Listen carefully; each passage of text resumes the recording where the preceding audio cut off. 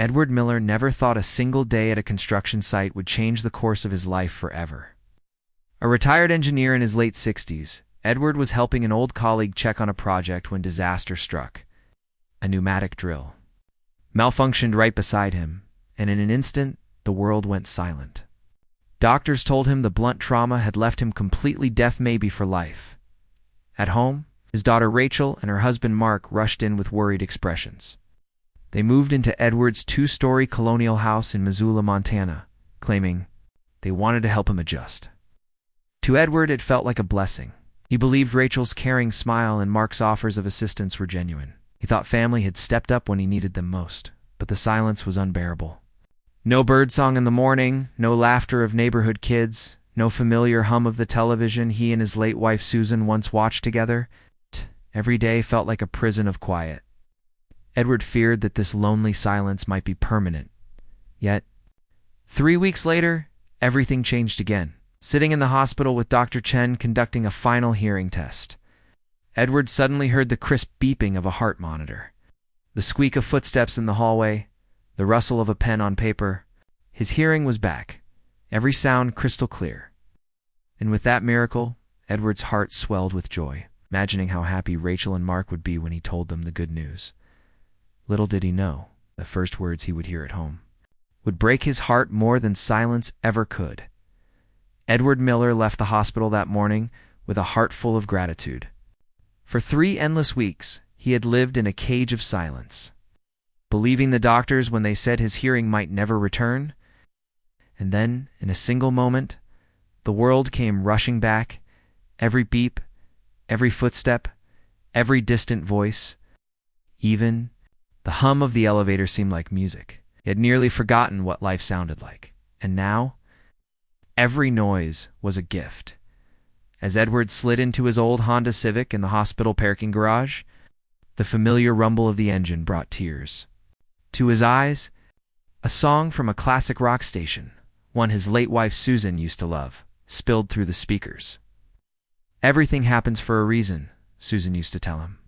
And he whispered the words aloud now, marveling at the sound of his own voice. Filling the car, the drive home through Missoula felt surreal. Traffic hummed. Children laughed in their yards. Dogs barked across the neighborhood. Edward couldn't stop smiling. He pictured Rachel's face when he called her name from the front door, and how surprised Mark would be to hear his father-in-law speaking clearly again. After weeks of nodding and scribbling notes, finally he could talk to them like before, pulling into his driveway. Edward paused for a moment to take it all in the two-story colonial house he and Susan had bought 3 decades earlier. The tidy lawn, the flower beds Susan once tended. Rachel's car sat in the driveway, and Edward's chest warmed at the thought of her waiting inside, perhaps making dinner or watching one of her afternoon shows. He debated how to tell her. Should he walk in and call her name, watch her face, light up with joy? Or should he sneak in quietly and surprise her in the kitchen, letting the first word she heard be his voice? The thought of her happiness made him chuckle softly. It felt good to have something to look forward to again. Edward slipped his key into the lock and opened the front door as quietly as possible. He could already hear voices drifting from the kitchen, Rachel and Mark, talking casually. Perfect, he thought. He would walk in, say something simple like, "I can hear you now," and watch their jaws drop. But before he could take another step, Rachel's words froze him in place. "God, that old burden is back home again." The phrase hit Edward harder than the accident that had damaged his ears. He pressed his back against the hallway wall, hardly breathing, convinced he must have misheard. Maybe his ears were still adjusting. Maybe Rachel hadn't meant what it sounded like. But then came Mark's voice, low and steady. At least, the insurance money covered the medical bills. Could have been worse. Edward's legs wavered beneath him. His daughter, the little girl he had raised, supported through college, was comforted through her divorce, was talking about him like he was nothing more than a problem to be managed. And Mark, the man Edward had welcomed into his family, spoke of him as if he were an expense on a balance sheet. Then Rachel's voice cut through the air again. Sharper this time. "I just want this whole thing over with. 3 weeks of pretending. To care about his every need. I'm exhausted." Edward's chest tightened as if someone had reached inside and twisted his heart. He thought back to every note Rachel had written him these past weeks. Every exaggerated smile, every gentle pat on the shoulder. He had believed them all. And now, in a single moment, he realized they had been nothing but performance. He stood there in silence, trembling, listening as his daughter, the one he thought had been caring for him out of love, spoke of him as though he were already gone. Edward swallowed hard, forcing himself not to make a sound. He needed to hear more. He needed to understand the truth of what he was facing. Step by careful step, he moved closer to the kitchen doorway, every word cutting deeper than the last. What he discovered in the next few minutes would change his life forever. Edward Miller pressed himself against the hallway wall, his breath shallow, his heart pounding louder than the hammering drills that had once robbed him of his hearing. For a brief second, he wished he were deaf again, because the words spilling from his daughter's mouth were more painful than silence could ever be. "Sunset Grove has good reviews," Rachel was saying casually as though she were talking about a new restaurant, and it's not too expensive. The insurance settlement should cover the deposit. Edward's knees trembled. Sunset Grove was a nursing home on the edge of town, a place he had passed before while driving with Susan. He remembered how she once shook her head and whispered, "I'd never want to end up there, Eddie, not unless." There was no other choice. Now his own daughter was plotting to send him there, not out of necessity, but out of convenience. Mark's voice followed, full of excitement, not concern. "Once he's out of here, we can finally start renovating. The realtor said knocking out that dining room wall could add 50 grand to the value, maybe more if we redo the master bath." The words stabbed at Edward's chest. This wasn't about care.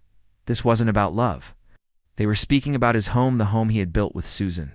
The home where they raised their children as though it were just a payday waiting to be cashed. His hands gripped the wall until his knuckles turned white. Every instinct screamed at him to storm into that kitchen, to shout that he could hear. Every treacherous word, but years of discipline as an engineer, years of learning to solve problems with patience and precision steadied him. Instead of exposing himself, Edward listened. "Think he suspects anything?" Mark asked. Rachel laughed softly, a sound Edward used to think was sweet. "Are you kidding? He can't hear a thing? Poor old man just nods and smiles while I write him notes. It's pathetic." Her voice dripped with contempt. His daughter, same woman whose student loans he had paid off, whose wedding he had financed, whose rent he had covered more than once, was mocking him in his own home. In the house he had carried on his back for 30 years. A wave of nausea hit him.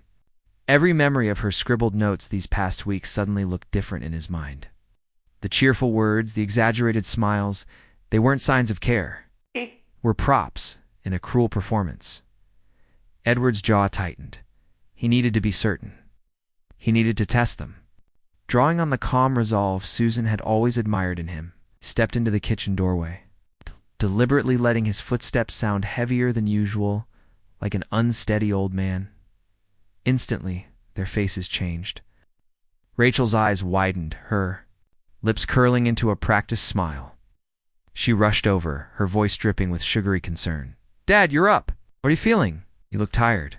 Mark joined in, raising his voice unnecessarily, as though Edward were still deaf. "Hey there, Mr. Miller. How did the appointment go?" Edward forced a weak smile, pretending not to understand. He pointed at his ears, shaking his head slightly. Just as he expected, Rachel darted to the counter, grabbed her ever-present notepad, and scribbled, "Doctor says hearing might return soon." "That's wonderful news." He nodded eagerly, letting his face light up with false hope. Inside, though, his stomach churned. Every gesture, every exaggerated glance, every squeeze of his shoulder was poison disguised as care. They were actors in a play they thought he couldn't hear. Mark leaned forward, scribbling his own suggestion. "Maybe we should look into care options. Just temporary until you're stronger," Rachel added beneath it. "Yes, Dad, just so you have. Help with medications and therapy. Nothing permanent." Edward nodded again, feigning gratitude, all while memorizing every deceitful move. The performance was flawless. If he hadn't overheard their true feelings minutes earlier, he might have believed them. But now he knew. He knew exactly what they were capable of. After a few more minutes of small talk, he wrote a note of his own, tired, going to rest. Rachel hugged him tightly, whispering loudly, "Of course, Dad. Rest as much as you need." He climbed the stairs slowly, their eyes burning into his back. And just as he reached the top step, Mark's voice floated. Up from the kitchen below, quiet but clear, he bought it completely.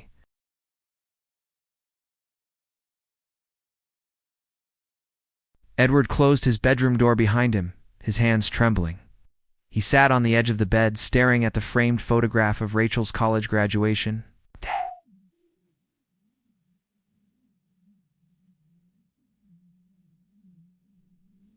She stood beaming between her parents, her arms wrapped around them.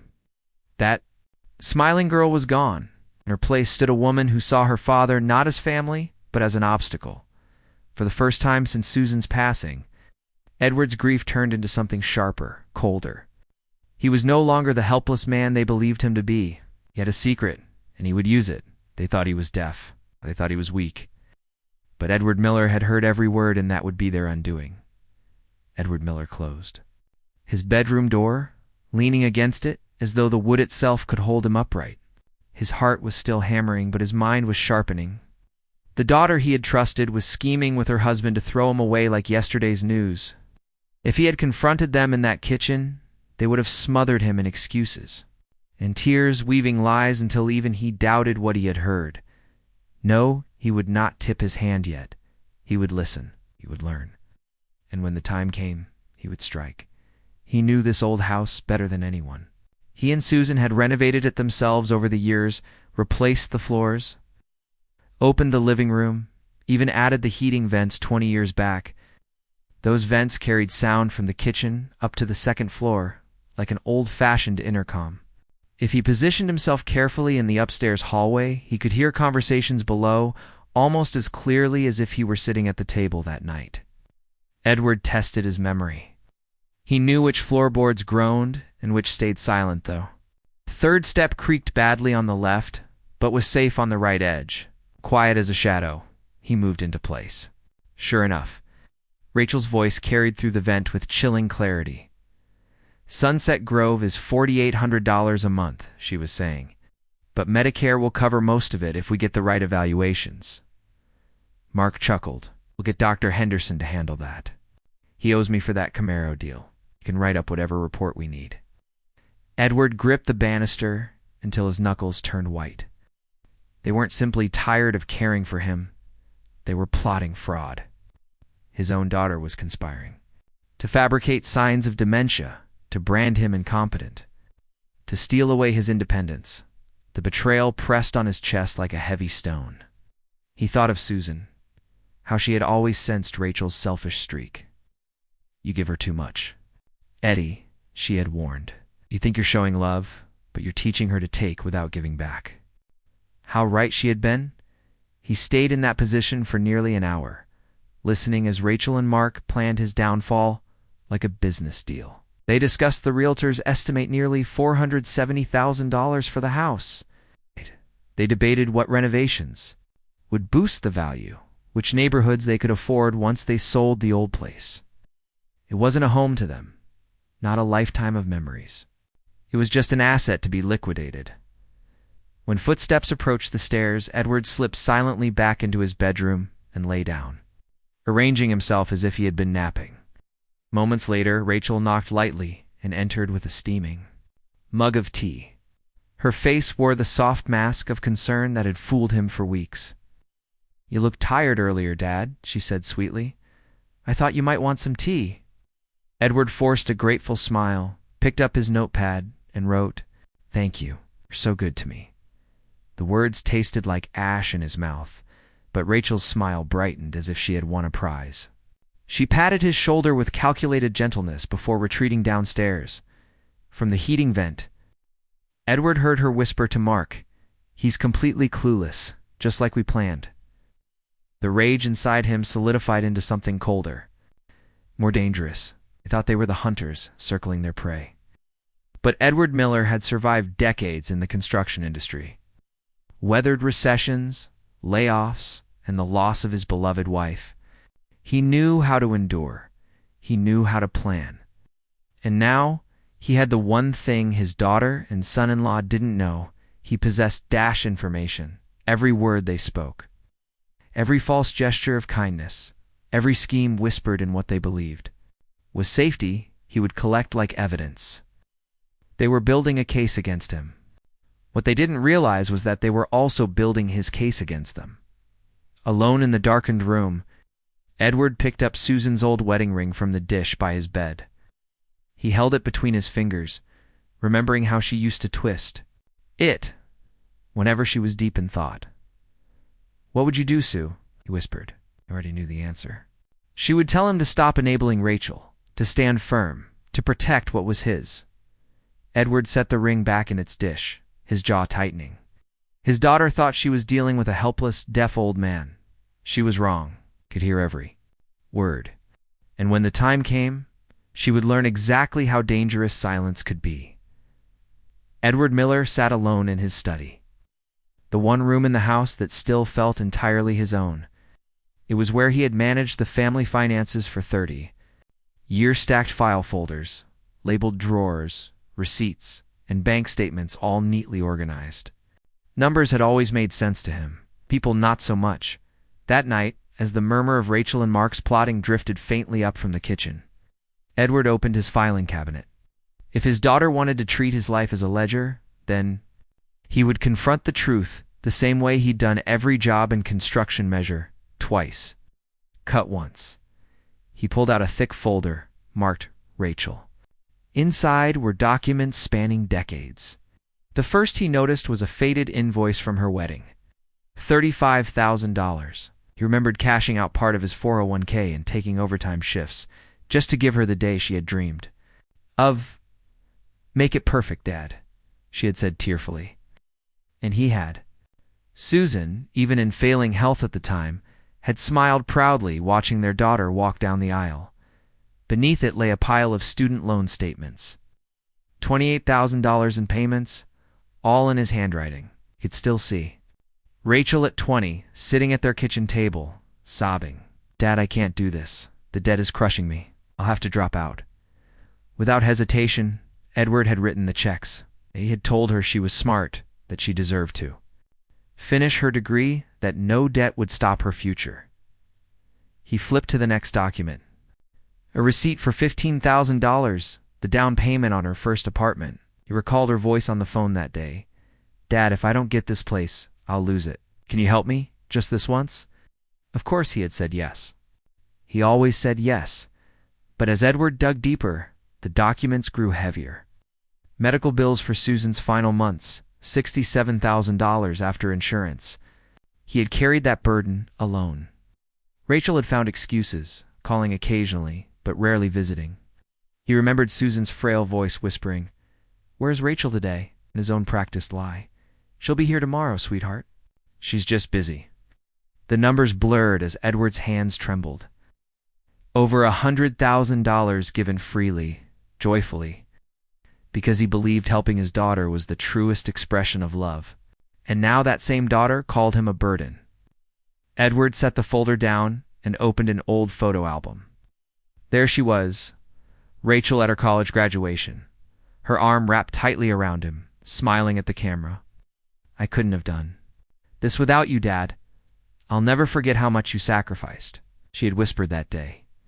He stared at the photo, his chest tight. That promise had lasted only as long as it took her to need something else. Each memory came flooding back, like water breaking through a dam. Rachel at 19 begging for help with textbooks.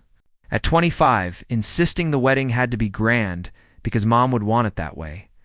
At 32, missing her mother's funeral planning because Mark had a big promotion event. Out of state, the pattern was painfully clear now.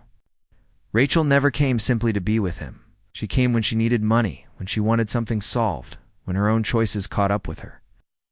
And Edward, blind with love, had always given in. He had confused generosity with devotion, mistaking his endless sacrifices for proof that he was a good father, Susan had warned him. Her words echoed now, sharp and unrelenting. "You're creating a dependency. Eddie, there's a difference between helping and enabling, between gratitude and entitlement. For years, Edward ignored that wisdom, yet thought, she's our daughter, we help family. But family, he realized now, was supposed to go both ways. Gratitude should follow sacrifice. Loyalty should follow love. Instead, Rachel had taken and taken until the moment he needed her. Then she had looked at him and seen not a father, but a dollar sign in the way of her inheritance. Edward leaned, back in his chair, staring at the evidence spread across his desk. The folder was not just paper. It was a record of every time he had chosen Rachel over his own comfort, his own retirement, even his wife's final needs. And for what? For his daughter to sit in his kitchen and plan his erasure? He closed the folder slowly, as though sealing away years of misplaced trust. The girl in those photographs, the one who once whispered gratitude in his ear, was gone. Perhaps she had never truly existed. Edward's jaw tightened. Rachel thought she was dealing with a weak old man whose hearing loss had stripped him of power.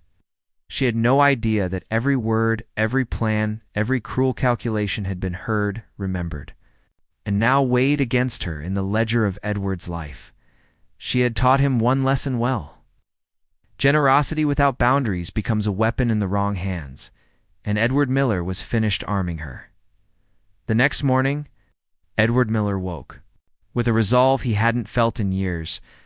The evidence lay all around him, receipts, bank statements, and a lifetime of sacrifices that had been repaid with contempt.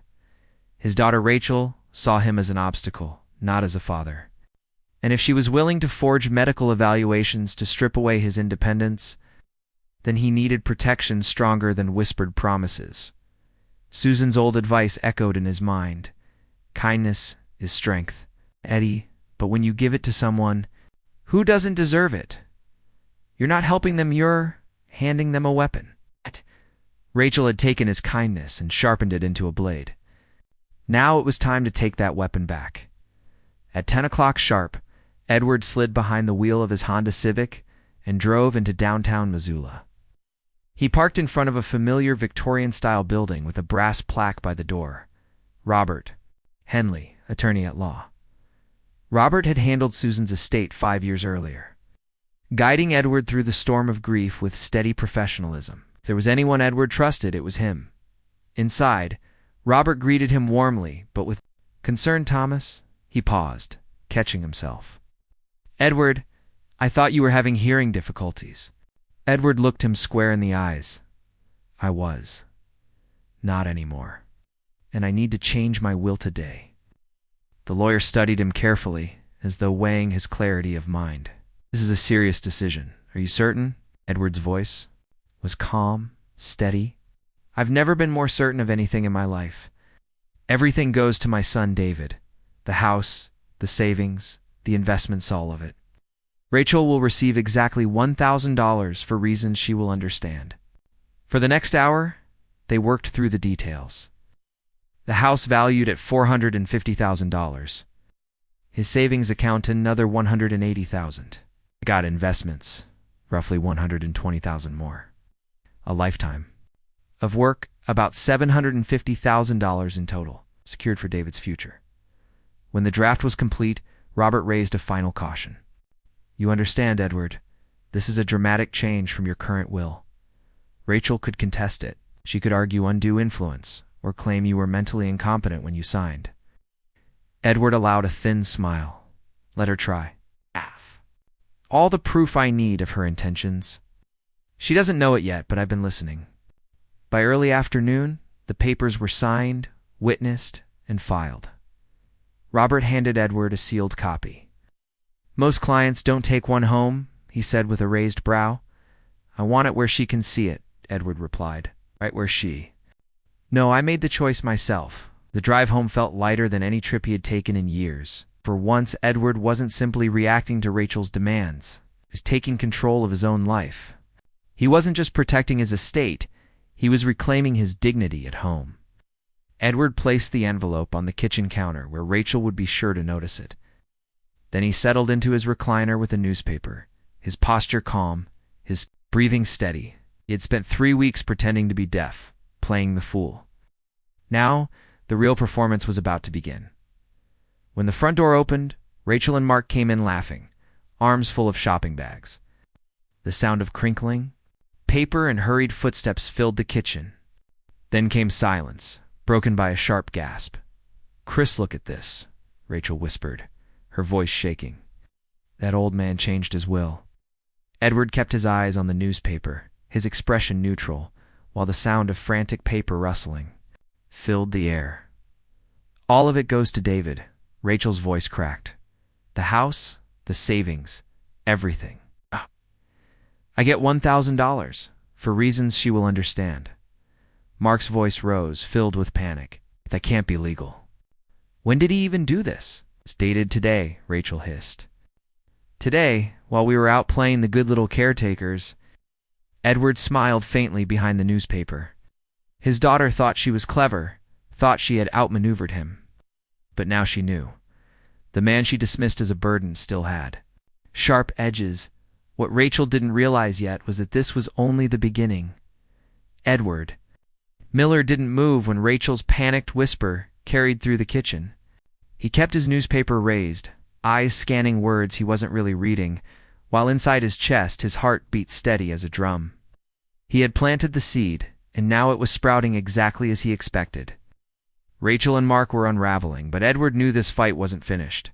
The new will was only a shield. It would protect his estate legally, but it wouldn't rid his home of the two people who had already turned it into a nest of betrayal. No, he needed something more direct, something that would send a message. Rachel and Mark couldn't twist or contest, so Edward began to plan his trap. The next morning, when the house was quiet, he walked slowly through the guest bedroom Rachel had claimed as her own. Clothes spilled from drawers, designer jeans, silk blouses, a jewelry box glittering on the nightstand. Most of it had been purchased with credit cards tied to his own address, he realized with a bitter shake of his head. She had moved in not to care for him, but to live off him in the guest closet. Mark's belongings told the same story: golf clubs, a set of expensive suits, gadgets and electronics scattered across the shelves. Even his laptop still carried a price tag that stung.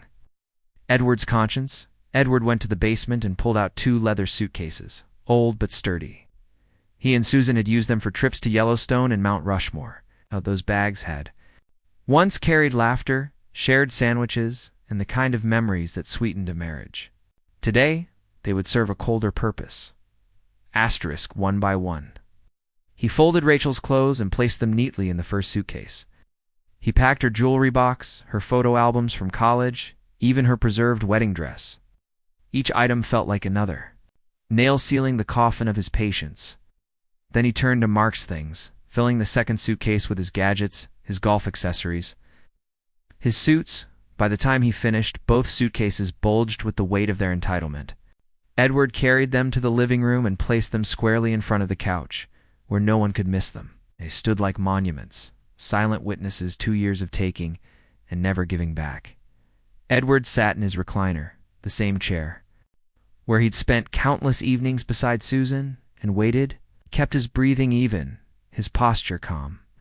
The newspaper rested in his lap, but his eyes were on the front door. At 1:45 that afternoon, he heard the familiar crunch of tires in the driveway. Doors slammed, voices drifted in, Rachel laughing, Mark making some joke. Shopping bags rustled as they approached the porch. Then the key turned, the front door swung open and silence fell. The sound of shopping bags hitting the hardwood echoed like a gunshot. "What the hell?" Mark's voice was sharp, confused. "Rachel, are these our suitcases?" Rachel's footsteps moved quickly across the floor. Dad, what is this?" Her voice pitched higher, bordering on panic. Edward didn't move. He let the silence stretch, savoring the tension. Finally, he lowered his newspaper just enough to meet their eyes. His voice came out steady, clear, and devastating. "No, sweetheart, you're leaving my house." The words landed heavier than any hammer Edward had ever swung in his years on the job. Rachel's face drained of color. Mark staggered back a step, his eyes wide. They thought they had cornered him, thought they had all the control, but Edward had flipped the script. He had packed their lives into 2 suitcases and placed them at the center of the home they had plotted to steal. For the first time in weeks, Edward felt stronger than he had in years. The trap was sprung, and now his daughter and son-in-law would have to face the truth they had been pretending to hide. The silence in the Miller living room stretched so long, Edward could almost hear the blood rushing in his daughter's ears. Rachel stood frozen, her hands trembling near the suitcases. Mark's face shifted from shock to anger, his eyes narrowing as though trying to find the hidden trick. Finally, Rachel whispered, "Dad, did you just say we're leaving?" Edward lowered the newspaper fully, set it on the side table, and rose slowly from his recliner. His joints ached, but he stood taller than he had in years. His voice was calm, every word sharp as glass. "Every single word since I came home from the hospital," he said evenly. "I've heard it all." Rachel's hand shot to her mouth. Mark's jaw clenched. "You heard?" Rachel's voice cracked, searching desperately for denial. "I heard you call me a burden," Edward continued, his eyes locked on hers. "I heard you plotting to sell this house, the home your mother and I built together. I heard you planning to bribe a doctor to declare me incompetent." Mark took a step forward, his voice defensive, almost pleading. "Thomas, we were frustrated."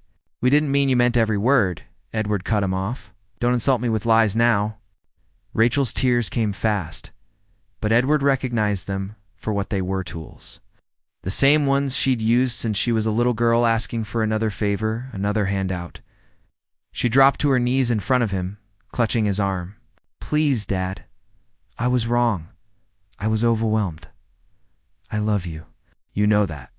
Edward looked down at her, the weight of decades pressing into his chest. "If you loved me, Rachel, you wouldn't have called me a burden. You wouldn't have celebrated the thought of me locked away. Love doesn't plot betrayal behind closed doors." Mark's composure cracked, frustration boiling over. "You can't just throw us out. We've been living here for months. We gave up our apartment to take care of you." Edward's expression hardened.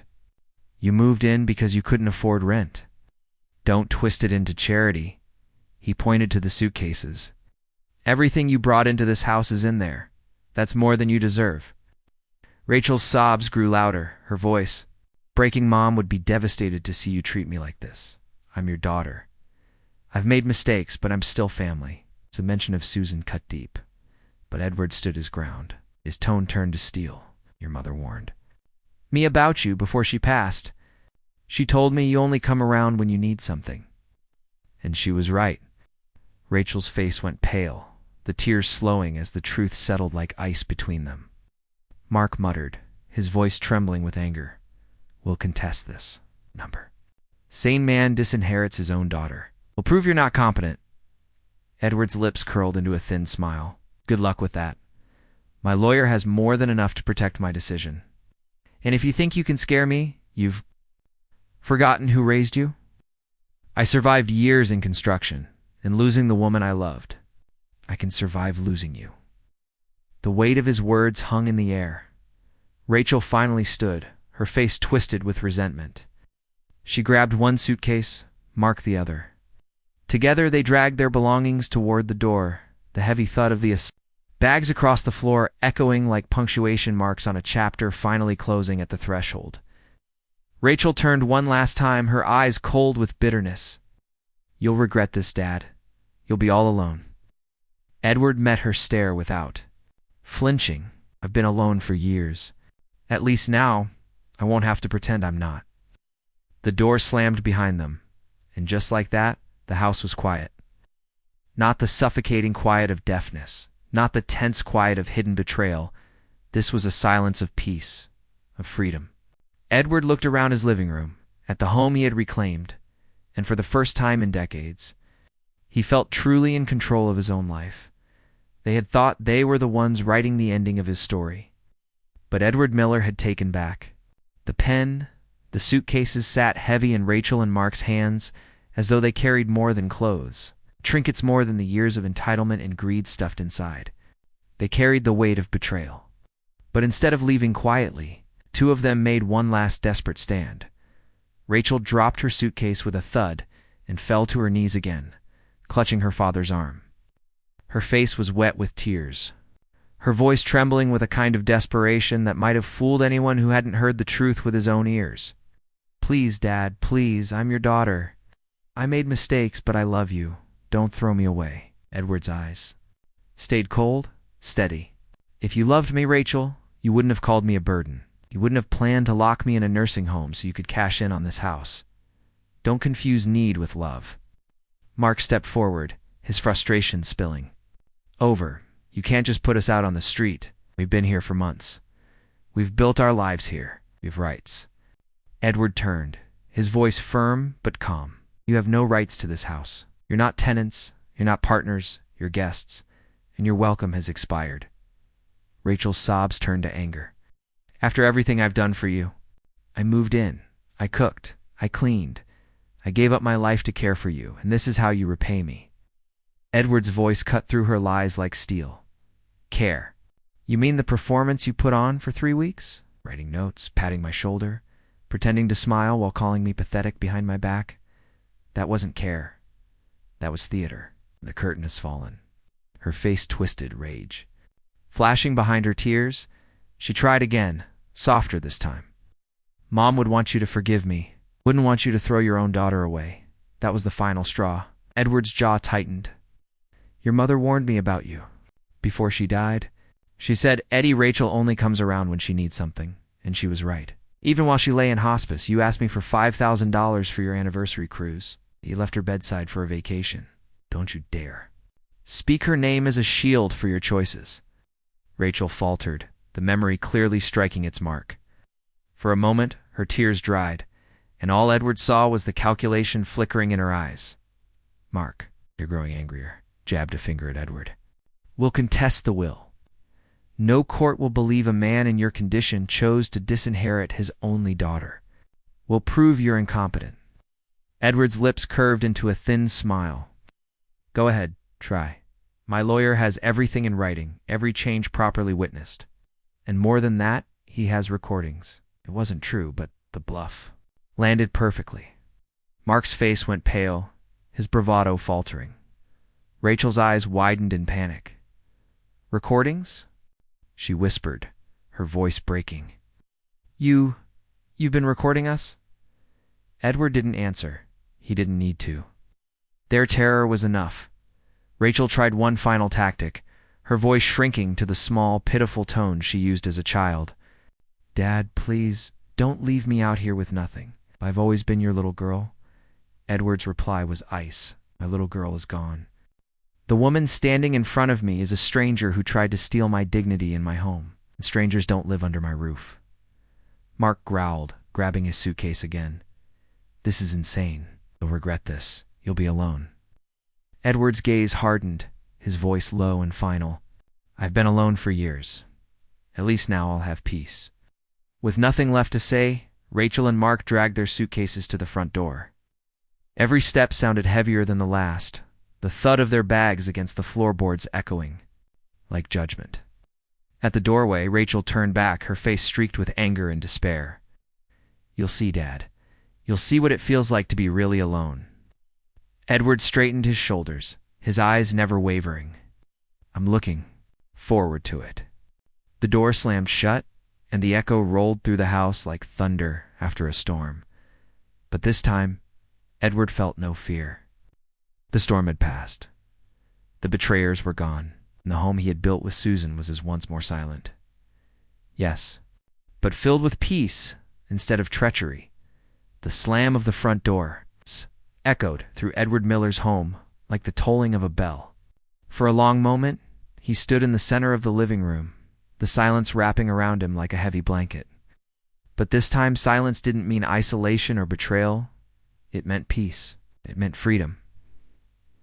He walked slowly from room to room, taking in the absence of Rachel and Mark in the bathroom. Rachel's expensive lotions and half-used beauty products no longer cluttered the counter. In the guest bedroom, the floor was finally clear, the air no longer thick with the smell of perfumes and arguments. Even the coffee table seemed to breathe easier without Mark's golf magazines stacked in uneven piles. Each step Edward took felt lighter, as though the house itself was relieved. For years it had held more than furniture and photographs. It had held tension, manipulation, and whispered contempt. Now all of that was gone, carried away in 2 heavy suitcases shoved. Into the back of a Ford Escape, Edward returned to the living room and settled into his recliner. The same spot where he had spent countless evenings beside his late wife, Susan. He picked up the photo frame from the mantel. Susan, smiling at him on their 25th anniversary, her eyes crinkling with love. For the first time in a long while, Edward didn't feel the sharp stab of grief when he looked at her face. Instead, he felt gratitude. Gratitude that she had warned him, even gently, about Rachel's selfishness. Gratitude that her voice still echoed in his mind, guiding him towards strength instead of weakness. His phone buzzed. It was David. "Dad, how did it go? Are you all right?" Edward smiled faintly. "They're gone, son. It's over." There was a pause on the line, and then David's voice, steady but tinged with relief. "I'm proud of you, Dad. Mom would be proud too." Those words washed over Edward like a bomb. Proud. It had been years since he felt like anyone could be proud of him. For so long, he had confused giving with loving, sacrifice with devotion. He had thought saying yes made him a good father. But tonight, he realized that sometimes the most loving word is no. After hanging up, Edward made himself a simple dinner, scrambled eggs and toast, and ate at the kitchen table while watching the sun sink low behind the mountains. No one criticized his cooking. No one whispered about how much his house might fetch after he was gone. The only sound was the quiet hum of the refrigerator, steady and reliable. Later, he walked through the house one more time. On the mantel, he rearranged the family photographs. Pictures of Susan, of David, of his grandchildren, smiling faces that brought him warmth instead of bitterness. He tucked away the ones with Rachel, not out of cruelty, but because he wanted to remember better days without the sting of betrayal clouding them. By the time he returned to his bedroom, Edward felt lighter than he had in years. He looked around at the home he had reclaimed, not just the walls and floors, but the dignity, the independence, the peace.